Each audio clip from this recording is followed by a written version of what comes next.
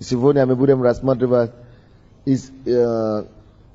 измерить свою жизнь, измерить свою жизнь или испытывать себя измерить твою жизнь по твоему ходатайству. Измерить твою жизнь или испытывать твою жизнь по твоему ходатайству. Насколько ты ходатайствуешь. И мы уже смотрели, в прошлый раз мы смотрели измерить свою жизнь по твоему общению с Богом. Отношения с Богом, личные отношения с Богом. Сейчас по твоему ходатайству. Допустим, я бы хотел еще считать, измерить свою жизнь по твоей радости, измерить свою жизнь по твоей вере, измерить свою жизнь по твоему послушанию, измерить свою жизнь по твоему смирению, измерить свою жизнь по твоему, по тому, как ты послушен Духу Святому, и так далее, и так далее. Мы не можем, мы закончим на сегодня. Может, в следующем году мы продолжим. Но какая общая тема пасторской школы, кто скажет? Ну, пасторы, ну? Да, система самооценки. Система самооценки. Что мы как служители, мы должны оценивать себя, как мы ходим с Богом. Достойно ли мы ходим по призванию? Или иногда мы расслабляемся. И мы говорим, есть некоторые вещи, которые Бог смотрит, которые помогут, есть некоторые критерии, как мы можем, на которые методы можем смотреть, чтобы оценить свою жизнь, свое служение также. И конкретно мы уже рассмотрели о том, чтобы рассмотреть или расценить свою жизнь, испытывать свою жизнь, испытывать себя, измерять свою жизнь по нашей любви к Богу, по нашей любви к ближнему, по нашей любви к неверующим, к верующим. Также мы смотрели, чтобы испытывать свою жизнь или измерять свою жизнь по отношению нашего общения с Богом. Сейчас я хочу, чтобы мы смотрели о том, что дорога перед Богом также наше ходатайство нашей жизни. Измерь твою жизнь, качество твоей жизни по твоему ходатайству, по то, как ты живешь ходатайство в жизни. Вы знаете, это не то же самое, как молитва. Это не то же самое, что измерь твою жизнь по твоей молитве. Это разное дело. Это не молитва. Это не просто молитва. А тут речь идет о совсем другом деле. Ходатайстве. Разница между молитвой и ходатайством. Молитва, если это прощение, то ходатайство это прежде всего прощение за другого человека. Или иначе говоря, это когда мы стоим в проломе. Это ценится перед Богом, чем когда мы просто молимся. Просим за себя. Или, за свои близкие. То, что Бог очень хорошо ценит, очень сильно ценит, это то, насколько мы с вами можем жертвовать себя, поставить себя на алтарь, себя на служение Богу, тем, чтобы других спасать через нашу молитву. Насколько я и ты можем выложиться, насколько мы с вами можем сеять себя, молясь за других людей. Это ценится перед Богом. Это ценится перед Богом. Вы знаете, очень часто мы живем христианскую жизнь, и мы даже не обращаем внимания на такие вещи. Только мы молимся за людей, когда они приходят к нам. Насколько вы молитесь за наше правительство? Насколько вы молитесь за то место, которое Господь, где Господь положил вас, где Господь разместил вас? Вы знаете, Бог ставит нас там, где мы есть, чтобы мы были там, на том месте, светом, чтобы мы стали проломе. Допустим, если Бог меня поставит на Украине, Бог хочет, чтобы я здесь, на Украине, стал на проломе, или проломе за украинского народа. Чтобы я стоял между Богом и Украиной, i swoim ходатайством спас Украину. И чтобы я, если Бог мне поставил, допустим, в Киеве, или в каком-то районе, чтобы я там был представителем Бога, устами Бога, священником Бога, который слышит проблемы людей и говорит Богу, и который слышит голос Бога и говорит людям.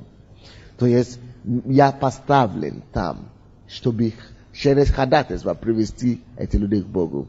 Там, где ты есть, дорогой мой, той семьи, где ты есть, в том дворе, где ты живешь, той семьи, где ты живешь, в том районе, где ты живешь, Бог тебя поставит там, чтобы своим ходатайством спасти и привести этот район, этот двор, этот дом покаянию, хотя бы через свое ходатайство. Бог ценит и Бог смотрит, насколько мы живем жизнь ходатайственной. Одно, когда Бог будет оценивать нашу жизнь, когда Бог будет испытывать нас, когда Бог будет раздавать свои дары, награды, Он смотрит, Он посмотрит на то, насколько мы жертвовали себе в ходатайстве за других. Очень часто так хочется нам молиться за свои, за себя. Но Бог на самом деле, как Он ставит нас, чтобы мы стали проломы. Бог всегда ищет людей. Он говорит, Он всегда ищет людей, которые будут стоять проломы. Поймите, что я не говорю просто про молитву. Я говорю про ходатайство. Молитва, когда я переживаю в молитве агонию за другого человека. Когда я сражу в духе, когда я воюю в духе, в молитве за чужого совершенного человека. И в твоем обществе, или в том районе, или в том городе, где ты находишься, Бог поставит тебя там, чтобы ты был ходатаем перед Ним за этот город. Бог всегда ищет человека. Иезекииль говорит нам, что Бог всегда ищет человека, кого бы Он поставил ходатайство, кого бы Он поставил, кто бы ходатайство, кого бы Он поставил проломы за Его народа. Бог искал и нашел тебя, дорогой. Бог нашел вас, чтобы вы были проломы, чтобы вы ходатайствовали и через ходатайство привести ту семью, вашу семью к Богу, ваше родство к Богу, вашу страну Богу, ваш город Богу и так далее. Вы знаете, очень часто мы с вами живем, допустим, я живу в Октябрьском районе, мы даже не замечаем, что я как христианин, это моя обязанность ходатайствовать за этот район, где я живу. Если я уже здесь живу, то это место отмечено для Бога. И то же самое, если я уже в этом доме живу, сколько бы людей здесь не жили, это место отмечено для Бога. Вы понимаете меня, да? Это мы должны быть так настроены. Мы должны видеть себя как люди, которые на проломе, как Божьи инструменты, как оружие Божьей рука, как людей, кого Бог нашел, и чтобы использовать, чтобы совершить свою волю. Вы знаете, ничего не происходит здесь на земле, как только через молитву кого-то. Ничего на земле не происходит, как только через молитву. Бог имеет хорошие намерения, Бог имеет хорошие планы, Бог хочет много чего делать, но Он ничего не сделает, пока кто-то не помолится. Потому что Бог временный, Бог этого мира, есть временный хозяин этого мира, есть дьявол. И мы, единственный хозяин, житель этого мира, который может пригласить Бога, чтобы Он вмешивался. Потому что мы здесь прописаны, мы здесь живем, чтобы Он вмешивался в дела этой земли, через нашу молитву. Либо мы, либо дьявол. Дьявол точно Бога не пригласит. Он заинтересован, он вообще не лезет. Но мы можем его пригласить через нашу молитву и ходатайство. Вот, поэтому Бог, Он может иметь хорошие планы, хорошие намерения, но когда у Бога, почему вы думаете, что у Бога есть хорошие планы, почему Он не хочет спасти Украину? Зачем Ему привести сюда миссионера? Или зачем Ему поднять кого-то? Или Почему он сам не просто взял и спасти Украину? Потому что он не может ничего делать без молитвы кого-то, без ходатайства кого-то. Поэтому он находит человека, кому он может вложить это бремя того, что он может делать. Это видение, это его переживание, это его план, он может вложить это в сердце кого-то.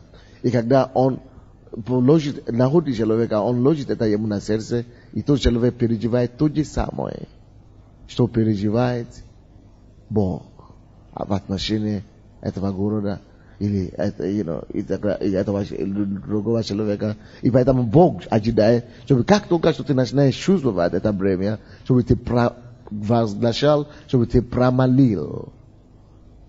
И только тогда, через твою молитву, через твое ходатайство, он спасет. Или он сделает что-нибудь, то, что ты спросишь. В Исаии написано, что то, что вы скажете мне в ухо мое, то сделаю. Пока вы не скажете, он не обязан делать. Исайя 62 глава. 6-7 стихи. 6-7 стихи. Исайя 62. На стенах твоих, Иерусалим, я поставил сторожей, которые не будут умолкать ни днем, ни ночью. О, вы, напоминающие о Господе, не умолкайте.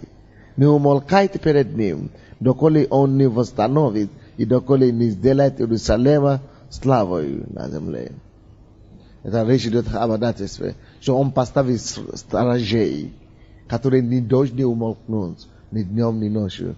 Братья и сестры, мы с вами призваны быть прежде всего ходатаями, чтобы мы стояли у стены Иерусалима и провозглашали служителя. Если вы пастор, или вы служитель, или вы лидер, научите своих людей молиться. Научите своих людей, своим людям ходатайствовать. Сила ходатайства – это большая сила, это сила успеха, это сила, прорыва, это то, что даст мир Иерусалиму, вашему Иерусалиму, вашему видению, вашей церкви, то, где Бог вас ставит. То есть, он говорит, что он поставил на стенах Иерусалима сторожей. Ты сторож, мы с вами сторож на этой земле. Если нас не будет, катастрофы происходят свободно. Всякие землетрясения и так далее происходят. Если нас не будет, если мы не будем с вами ходатайствовать. Поэтому, братья и сестры, лидеры, пастыря, вы должны именно поднимать людей и подчеркнуть им важность ходатайствовать. Чтобы люди знали, что молиться не просто за свои нужды, но за страну, за правительство, за людей, что это приоритет перед Богом. Это наша первая обязанность. За пастыря, за пастырей наших, за лидеров наших, это вообще первая необходимость. Я поставил на сцену Иерусалима, поставил сторожей, которые не будут умолкать ни днем, ни ночью. Знаете, ночная молитва – это воля Божья. Поэтому дьявол так воюет против нашей ночной молитвы. Знаете, нас запрещают иметь ночные молитвы. Даже СБУ, которые написали что-то против меня, да? Одно из их аргументов – это то, что я провожу несанкционированные ночные молитвы. То я должен получить санкцию, это разрешение от них, чтобы молиться, слышишь? Привет. Добрый пожаловать. Вы не дождетесь. Вот. Но это неправильно. И православные церкви молятся всю ночь, и здесь молятся всю ночь, везде люди молятся. И поэтому нас останавливают, потому что дьяволу это не нравится. Вы знаете, по 700 человек уже собирались у нас на ночной молитве, когда остановили. Но Бог говорит, ни днем, ни ночью. Зато у нас 24-часовая молитва. Это есть ни днем, ни ночью. Не должна умолкнуть ходатайство. Бог уважает ходатайственную молитву. И 1 Тимофей 2, 1-2, вы, конечно, знаете, что прежде всего совершайте молитвы за царей, за начальство и так далее. этим самым Бог подчеркивает нам его о том, что прежде всего даже не о себе молиться, прежде всего даже не о своих переживать. Вы знаете, прежде всего молитесь за то, за другое, за третье. То есть Бог говорит, что прежде всего твоя молитвенная жизнь, ходатайство должно быть на первом месте. Конечно, после поклонения и так далее, то есть ходатайство, молитва за других, должна даже идти прежде молитву за свои нужды. Вы знаете, очень часто мы на это не обращаем внимания. Я сам даже, я просто молюсь в духе, и иногда я даже не вспоминаю молиться конкретно, допустим, за город, за страну, за мир.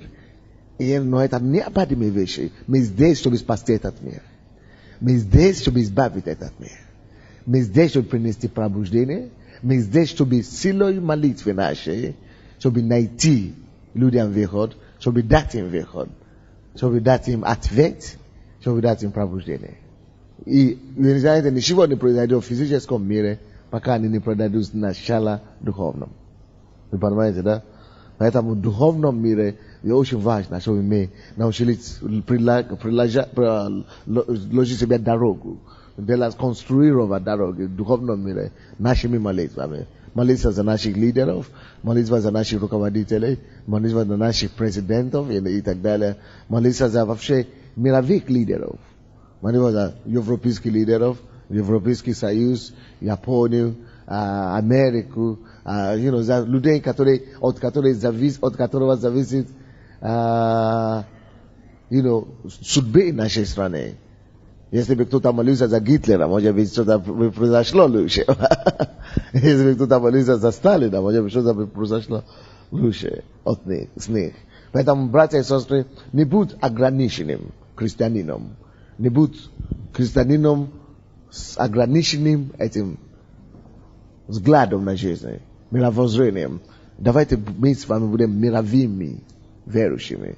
Давайте будем верующими, которые и знают, и влияют на мир силой своего ходатайства. Верующие, которые, вы знаете, слушайте, через ходатайство вы сможете делать намного больше, чем вы сможете делать иными способами.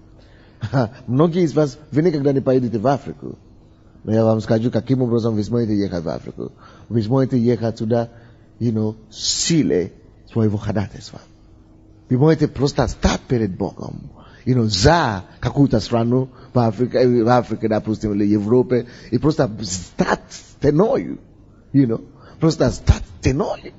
И говорит, Господь, я стою за президента этой страны именем Иисуса.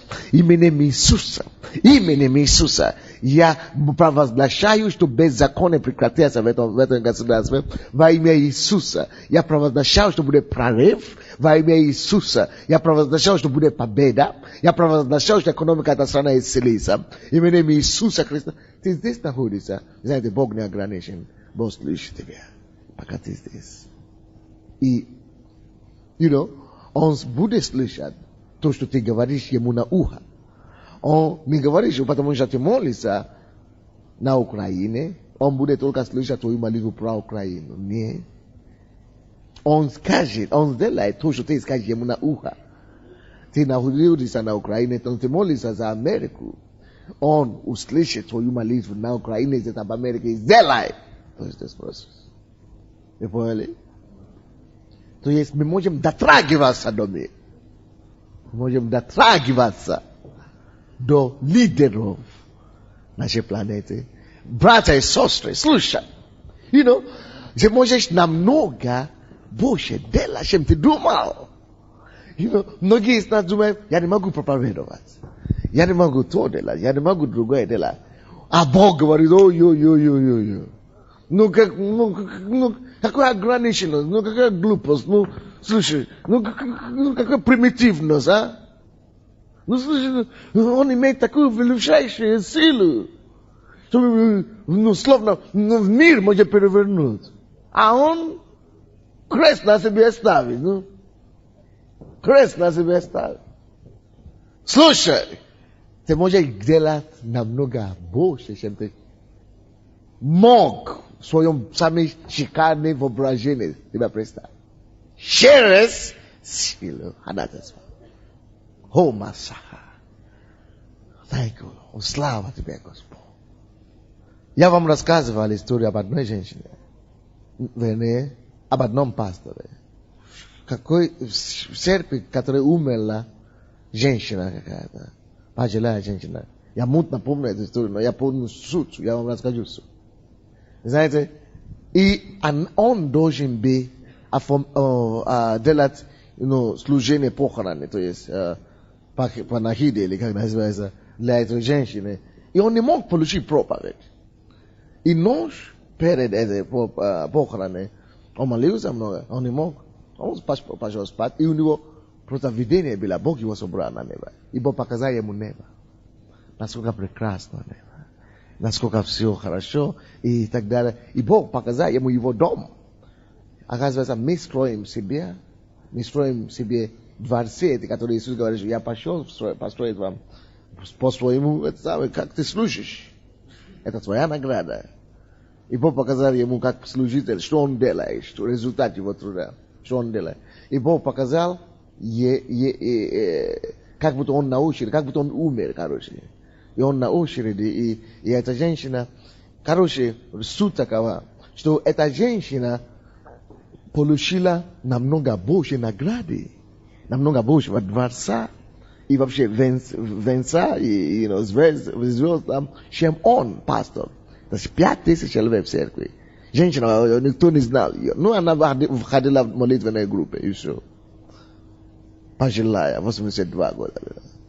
И никто не замечает таких людей. Когда 82 года, инвалидность. То есть, но, вы знаете, когда его очередь подошла, Бог ему сказал, вот то, что ты заработала, вот всю свою награду, а у нее вот такую, потому что ты, вообще-то, то, что ты имеешь, это 5000, 5000 церковь, это не твоя заслуга. Абсолютно, это не твоя заслуга. Это благодаря вот этой женщине бедной, которую никто вообще не замечает. А ты, когда ты даже молишься, ты молишься, чтобы у тебя было большое служение, чтобы люди признавали тебя. Чтобы люди знали, какой ты популярный пастор. Чтобы люди видели, насколько у тебя влияние. А эта женщина закрывалась в комнате, когда никто не видел ее. Она молилась и благодаря ее молитвам покали все столько людей, которые у тебя в церкви. Слушай, шок. Этот проповедник говорит, что после этого видения он, короче, возрожденся, он стал верующим. Только после этого он стал возрожденным христианином. Слушайте, как много таких людей сейчас, да? Как нас много. Бог помоги нам. Поэтому это показывает, насколько разница между человеческим пониманием, человеческим мнением и Божьим пониманием. Вы слушаете меня, да? В Божьих глазах удачник, человек, который удачно провел свою жизнь, не тот пастор, а та женщина. А в человеческих глазах этот пастор, он крутой. А женщина, я не знаю. Что она? Бабушка, короче. Алло, вот что делает ходатайство. Это все влияет на то, что мы получим, когда мы увидим Иисуса лицо к лицу.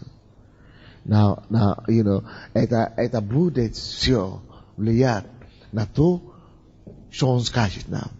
Добрый пожаловать, добрый верный раб, или я тебя не знаю, козел.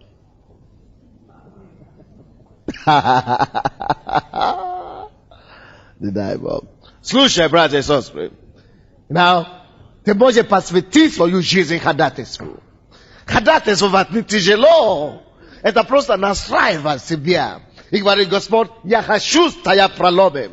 за нашу страну. Я хочу стоять в проломе за нашу страну. Я хочу стоять в проломе за наше правительство. Именем Иисуса я стою в проломе за своего президента. Во имя Иисуса мы провозглашаем, что будет воля Божья сделана в этой стране, будет реформация в этой стране, будет пробуждение в этой стране. Именем Иисуса я стою в молитве. Ты берешь пост, ты молишься, никто тебя не замешает. О, слушай, но есть Бог на небе, мимо которого не проходит ни одна твоя молитва. И многие из нас, пастыря, знаем, что если бы не силы ходатайства людей, которые молятся за нас, мы бы не достигли то, что мы достигли. Абсолютно. Мы бы не достигли то, что мы достигли. Слава Богу за молящиеся матери. Слава Богу за молящиеся лидеры. Братья и сестры, молитва может изменить твоя молитва. Может исцелить ход истории. Вообще в твоем роду, в твоем городе, в твоей стране, вообще в твоем мире. Я думаю, это было бы правильно нам с вами просто принять решение, что я буду постоянно на постоянном основании ходатайствовать за, называть некоторые вещи, допустим, я буду ходатайствовать постоянно за свою семью, это и близкую семью, то есть ближайшую семью и родственников. Я буду ходатайствовать за свою церковь, духовную семью. Я буду ходатайствовать за своего пастора. Я буду ходатайствовать за свой район, за свой город, за свой дом, за своих соседей. Я думаю, это будет инвестиция в будущее. Инвестиция в будущее. Это будет инвестиция в судьбах. Это будет инвестиция в жизнях. Это будет инвестиция в цели государства. Давайте откроем Псалом 41. Псалом 41, 4-5 стихи. На английском это 42 Псалом, 3-4 стихи. У нас 4 стих. Слезы мои били для меня хлебом день и ночь, когда говорили мне всякий день, да Бог твой. Вспоминая об этом, изливаю душу мою, потому что я ходил в многолюдстве, вступал с ними в Дом Божий, с голосом радости и славословия празднующего сонма. Что такое сон? Да, сонма, толпы. Братья и сестры, Давид ходатайствовал так сильно, что он плакал. Он в слезах жил. Сильное ходатайство — это то сердце. Это то, которое идет от сердца. Сильное ходатайство — это то ходатайство, которое действительно имеет переживание Божие. Божье переживание. То, что Бог переживает. То, что Бог чувствует. Ты видишь это как твое бремя. Ты видишь это как твоя проблема. Ты переживаешь это с Ним. И ты переживаешь, чтобы это произошло. Чтобы произошло волю Божью на земле, как на небе. Вы помните Павел? Он говорит, что в течение 3 дней он не перестал молиться. Он не перестал днем и ночью со слезами учить. То есть это ходатайство. Это сильное ходатайство. Даже Иисус со слезами ходатайствовал за Иерусалим. Он плакал, когда он вошел в Иерусалим. Говорит, Иерусалим, это сильное переживание, когда мы имеем сердце Бога. Мы хотим, дух ходатайства, это дух, который хочет, чтобы воля Божья здесь на земле была сделана, как на небе. Который говорит, Господь, Твоя воля исполнится. Твоя воля исполнится, Господь. Твоя воля исполнится в нашей жизни. Твоя воля исполнится здесь. Евреям 5, я быстренько закончу, 5-7. Евреям. Он в одни плоти своей сильным воплем и со слезами принес молитвы и моления могущему спасти его от смерти, и услышан был за свое благоговение. Иисус молился в Гефсиманском саду. Он посвятил себя о своем призвании. Вы знаете, самое интересное для меня это то, что молитва ходатайства, преимущество ходатайства заключается в том, что это молитва не просто, которой ты молишься за других людей, но это чаще всего молитва тоже на будущее. Молитва ходатайства, она часто живет долго. И отметь тебе, что ходатайство не пропадает. Молитва ходатайства не пропадает, не пустую. Она может не произойти сегодня, как ты думал, но она все равно произойдет. То есть, ты можешь думать, я молился, но я не знаю, за что я молился, какой результат будет. Но если это было действительно ходатайство от Духа Святого, то она идет далеко. Вы знаете, я верю, что до сегодняшнего дня мы еще имеем, вообще результат того, что мы имеем сегодня, это результат чьей-то молитвы 10 лет тому назад, 5 лет тому назад. Я верю, что молитва Иисуса еще влияет на мир сегодня, на тело Христа вообще. Я верю, что молитва Павла еще влияет на нас. Братья и сестры, если это так, тогда посей твою молитву, посей твое ходатайство на судьбу Украины. Посей свое ходатайство на судьбу твоей семьи, родства твое. Просто ходатайствуй все равно. Просто по вере знай, что это принесет какой-то результат. Рано или поздно. Если мы можем ходатайствовать, быть сильным в ходатайстве, вы знаете, это наша молитва, это наше ходатайство будет продолжать побеждать в течение истории. Вы знаете, даже научитесь молиться за 10 лет вперед. Научитесь ходатайствовать за 15 лет вперед. Научитесь ходатайствовать за будущее ваших детей. За будущее вашей семьи, нашей страны. Молитва ходатайства, оно живет надолго. Давайте быстренько двинемся. Вы помните историю Откровения 8? Откровение 8, 1:5. И когда он снял седьмую печать, сделалось безмолвие на небе, как бы на полчаса, и я видел 7 ангелов, которые стояли перед Богом, и дано им 7 труб. И пришел иной ангел, и стал перед жертвенником, держа золотую каденицу. И дано было ему множество фимиама, чтобы он с молитвами всех святых возложил его на золотой жертвенник, который перед престолом. И вознеся дым фимиама с молитвами святых от руки ангела перед Богом. Что такое фимиам? Ответьте по этому стиху. Молитва святых. И Библия говорит, что это именно молитва святых наполняет это золотое каденицу. Это как сосуд. Это как стакан. То, что наполняет, это именно молитва святых. То есть твоя молитва не пропадает.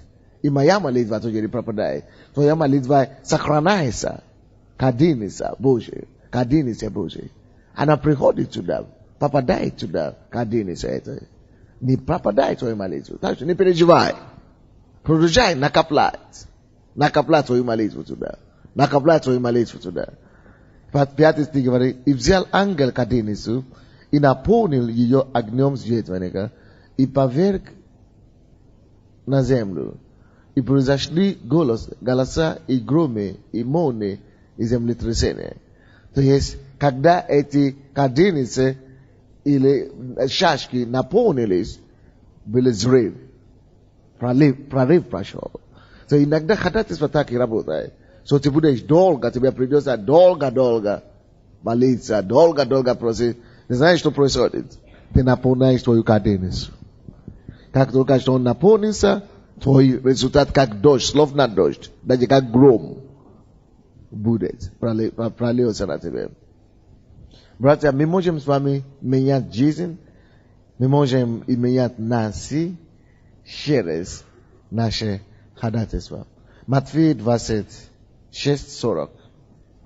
И приходит к ученикам, и находит их спящими, и говорит Петру: так ли не могли вы один час бодрствовать со мной? По 41. Бодрствуйте и молитесь, чтобы не впасть в искушение. Дух бодр, плоть немощна. Знаете, ходатайство — это не просто какие-то приятные, короткие, хорошие молитвы. Ходатайство, я вам скажу, это труд, это война, это битва. Вот поэтому ученикам было тяжело. Не потому что они не хотели молиться. Поэтому меньше людей ходят на ночные молитвы у нас. Потому что люди хотят спать. Люди очень спать. Поэтому, то есть ходатайство — это жертву. Это когда ты действительно приносишь себя в жертву и идешь на поводу свой, ты не идешь на поводу свою плоть, ты идешь напротив, наоборот.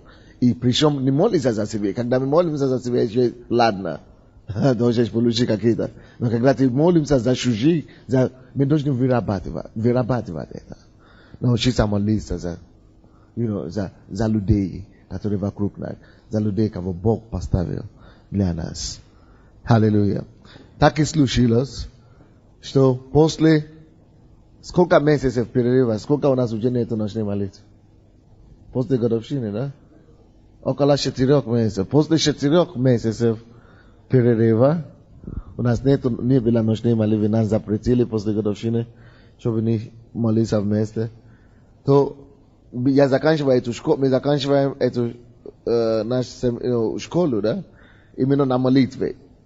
Это есть ходатайство. И сегодня мы первый раз собираемся на ночную молитву. И поэтому это не случайно, наверное, да? Что именно молитвы мы сегодня считали последние. Слава Господу. Мы закончили эту школу пасторскую. Так что вы уже взяли, если вы еще не взяли вопросы, мы будем экзамены сдавать. Если вы еще не сдали, то возьмите вопросы и напишите ваши экзамены и передадите в офис. Будьте благословенны, мы закончили на сегодня.